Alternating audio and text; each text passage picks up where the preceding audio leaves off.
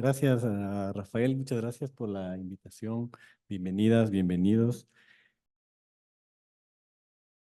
Bueno, yo lo que quisiera compartir en esta mesa, en este panel, es un poco cómo el trabajo que vengo haciendo se encuentra con el trabajo de Eduardo. Llegado un momento del siglo XX, la preocupación por el espacio se vuelve transversal a muchas disciplinas, desde la filosofía, las clásicas de arquitectura, geografía, y se expande de ahí a muchos otros campos, hasta la psicología, hasta la filosofía, etcétera, ¿no? ¿Qué antropología urbana se ha desarrollado en el continente más urbanizado del mundo? Esta es una idea que empiezo siempre recalcando, porque es una idea dentro del campo de los estudios urbanos o de las reflexiones sobre la espacialidad. Es una idea como de cajón. Sabemos que América Latina es desde el último tercio del siglo XX el continente más urbanizado del mundo. Hay una práctica, hay unas formas, yo lo he llamado unos modos de hacer antropología urbana muy importantes, muy particulares, diferentes de los que se han desarrollado en Europa, diferentes de los que se han desarrollado en el contexto de Estados Unidos. Y en esos modos de hacer aparece el trabajo de Eduardo, digámoslo así, aparece una manera de pensar las ciudades en dos frentes, diría yo. El primero, sobre un tipo sobre cómo encontrar Sabemos que en la discusión de las ciudades en América Latina hablamos de la ciudad latinoamericana como con muchas pinzas, como una entelequia en la que cabe desde las ciudades del Caribe hasta Sao Paulo y Buenos Aires, etcétera, es decir, una heterogeneidad muy grande de ciudades, con algunas similitudes, pero muy, muy, muy diversas y a veces poco comparables de alguna manera. Em, pero en general, cuando intentamos desagregar o mirar ciertas especificidades, nos guiamos por cuestiones más como el tamaño, ciudades pequeñas, ciudades intermedias, megaciudades, em, y no tenemos mejores formas de diferenciar este tipo digamos, de agrupar y de encontrar ciertas lógicas en ese conjunto tan diverso. Em, la discusión mucho se lleva a partir de las ciudades más grandes, México o Sao Paulo, Río de Janeiro, Buenos Aires, marcan la reflexión sobre las ciudades latinoamericanas y se suele pensar que el resto de ciudades son más o menos los mismos macroprocesos, pero en versiones más pequeñas, ¿no? Entonces, en ese contexto, digamos, una idea como las ciudades de los Andes, las ciudades andinas, ciudades dentro de ese conjunto, pero con algunas cosas diferentes, es un haz de luz, digámoslo así, para llamarnos la atención a pensar qué diferencia hay entre Quito y Ciudad de México, entre las ciudades de Bolivia y Buenos Aires o Santiago, etcétera. Y es una idea que a mí me ha servido como muchísimo para intentar desarrollar esto que decía Javier, ¿no? Un ejercicio sobre las ciudades local, pero al mismo tiempo dentro de ciertos debates generales o globales, dentro de una particularidad.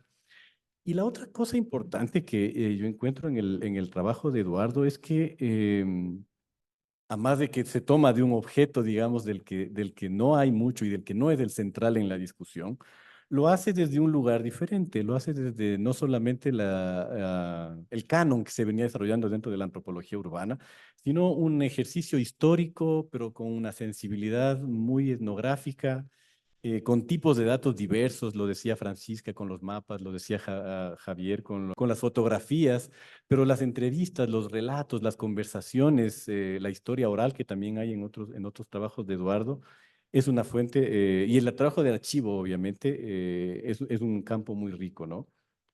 Em, Pensemos que, digamos, cuando arranca, yo quiero trabajar un poquito más sobre las ciudades de los Andes, sobre este libro ya tan antiguo, ¿no? Pero lo sigo encontrando fascinante. Uno, por posicionar esto que les cuento, la idea de las ciudades de los Andes o las ciudades andinas. Y lo otro es cómo se venía desarrollando ciertas discusiones sobre las ciudades en este, digamos, si aquí hay un trabajo que interseca bien la historia y la antropología, vale la pena mirarlo en qué está diciendo la antropología en América Latina sobre las ciudades en ese momento y qué venía diciendo la historia urbana en ese momento. Y claro, en el caso de la antropología, un poco la reflexión empieza a partir de los años 50 con el vertiginoso proceso de urbanización que hace que el continente pase de ser un continente mayoritariamente rural a uno mayoritariamente urbano en poquísimo tiempo, menos de 50 años. Em, y entonces, claro, desde ahí hay un discurso antropológico sobre las ciudades, ¿no? Y centrado en la migración campo-ciudad y todo este tipo de temas. Em, y muy heredero de la Escuela de Chicago, con Robert Redfield, Oscar Lewis y todo el debate que es el canon o el clásico de la antropología urbana, ¿no? Y en la historia urbana lo que aparece es dos cosas, yo digo, los historiadores siempre lo plantean como una historia del urbanismo, de la arquitectura, de la construcción, diferente de una historia social, sí, hay esa diferencia, es importante, pero hay otra lectura histórica de las ciudades que no la he visto mucho reseñado en los trabajos sobre historia urbana, que es la que venía ensayando digámoslo así, la corriente crítica de los estudios urbanos, muy anclada en el marxismo, como buena escuela marxista se planteaban que los fenómenos son históricos y que había que entender históricamente la construcción de las ciudades latinoamericanas, su macrocefalia y un montón de debates que aparecían ahí. Es decir, hay una historia urbana económica, hay una historia urbana desde la economía política, de cómo el capitalismo ha venido transformando las ciudades y todo esto, pero es una historia urbana en la que no aparecen los sujetos, aparece el modo de producción y el tamaño de las ciudades y la población y un montón de variables.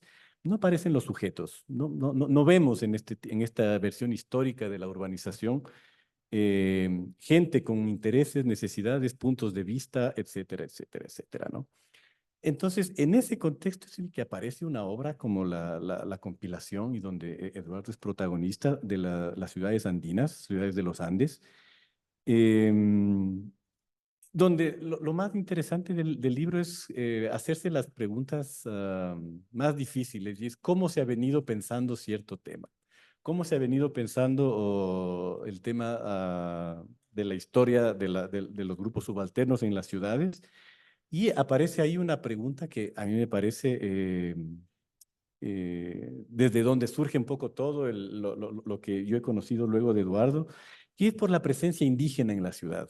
Es decir, cómo se ha pensado las ciudades desde la antropología como un tema de que es la población migrante del campo la que llega a las ciudades y antes no habían indígenas en las ciudades, la pregunta. Y cómo se ha hecho una historia de la economía de las ciudades, del cambio del capitalismo, etcétera, sin referencia a esta construcción socioespacial de fronteras, como eran las ciudades andinas, como lo siguen siendo en muchos sentidos. Em, y entonces, digamos, creo que el hallazgo que se sobreentiende de todo lo que surge de ahí y que luego lo vemos ya en la ciudad y los otros con muchísimo detalle, con mucha riqueza y con toda la minuciosidad que hay en este trabajo, son ciudades que antes de su etapa metropolitana funcionan en torno a una división racial del espacio. Es decir, son ciudades o llegan a ser grandes metrópolis, no sobre la nada, sino sobre un tejido socioespacial que genera fronteras, que no es que vinieron la población indígena, sino que siempre fue parte de la ciudad. Em, pero que estas fronteras no son fáciles de diferenciar este lugar para uno, de este lugar para otras poblaciones, sino que son fronteras ambiguas, el espacio público o los rituales de interacción, quiénes pueden o quiénes no pueden estar en ciertos espacios y cómo las poblaciones juegan con esto, con este entramado, con esta forma de compartir un mismo espacio, cómo sujetos desiguales y diferentes asumen la coexistencia, que viven en un mismo espacio, en una misma ciudad. Y eso está lleno de tensiones, para ponerlo así. de negociaciones económicas, culturales, de mutuas dependencias, pero al mismo tiempo de rechazos, ¿no? Ese es el trabajo de la etnografía, básicamente. Eso es mirar las ciudades con lente etnográfico. Un poco la idea de los tratos o de los trajines.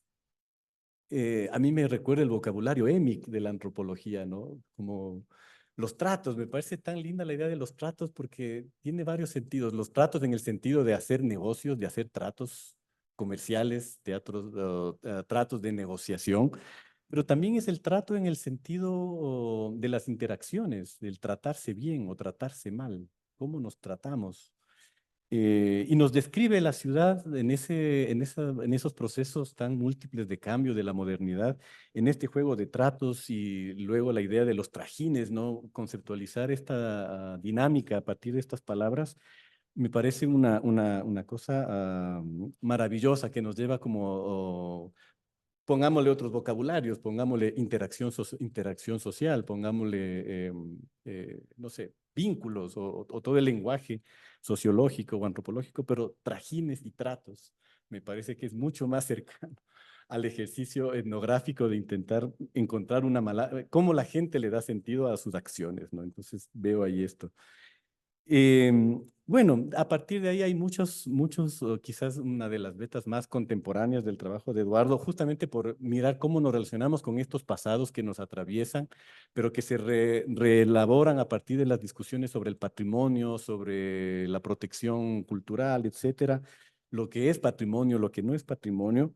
Es mucho del trabajo más contemporáneo de Eduardo, pero bueno, eso les dejo para la siguiente ocasión. Muchas gracias.